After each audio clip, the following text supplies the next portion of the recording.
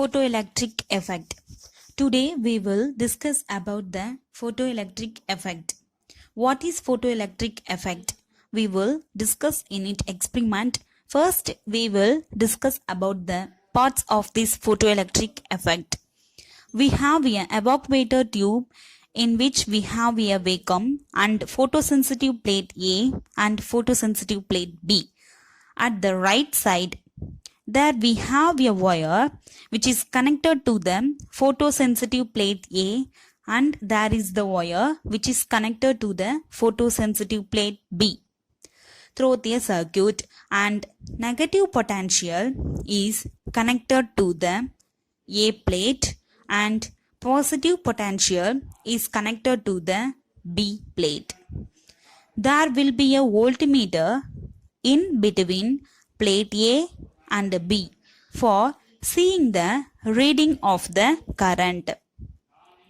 There is a passageway for the light from the source which will incident on the plate A. There is a source for light creation. The source will send light to the plate A. Then what will happen? Plate A will liberate electrons because proton of the source will strike from the atom of the plate A and they will liberate electron from the plate A, and voltmeter reading will shown in the voltmeter. Then what will happen? Electron will flow towards the plate B and they strike on the plate B, and voltmeter show the reading of the current in the circuit by the following of electron.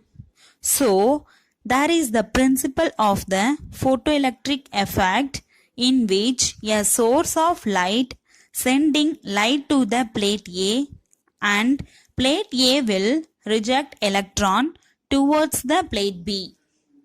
If we use the source for striking light on plate B, then this phenomenon will not work because plate B is connected to the positive potential, and positive potential of the plate B can pull the electrons towards itself, so it cannot reject the electrons.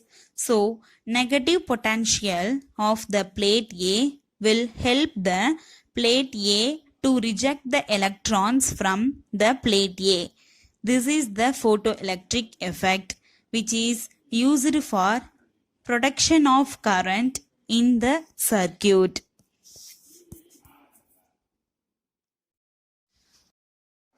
Einstein's photoelectric equation. In 1905, Albert Einstein successfully applied quantum theory of radiation to photoelectric effect.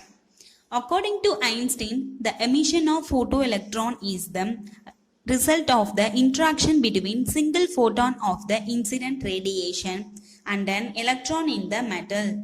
When a photon of energy h nu is incident on a metal surface, its energy is used in two ways. A part of the energy of the photon is used in extracting the electron from the surface of the metal. Since the electrons in the metal are bound to the nucleus, this energy W spent in releasing the photoelectron is known as the photoelectric work function of metal. The work function of a photometal is defined as the minimum amount of energy required to liberate an electron from the metal surface. The remaining energy of the photon is used to impact kinetic energy to the liberate electron. If m is the mass of an electron and v is the velocity, the energy of the incident photon is equal to work function plus kinetic energy of the electron. H nu equal W plus half mv square. This is equation number 1. If the electron does not lose energy by internal collision. As it escapes from the matter, the entire energy h nu minus W will be exhibited as the kinetic energy of electron. Thus, h nu minus W represents the maximum kinetic energy of the ejected photoelectron.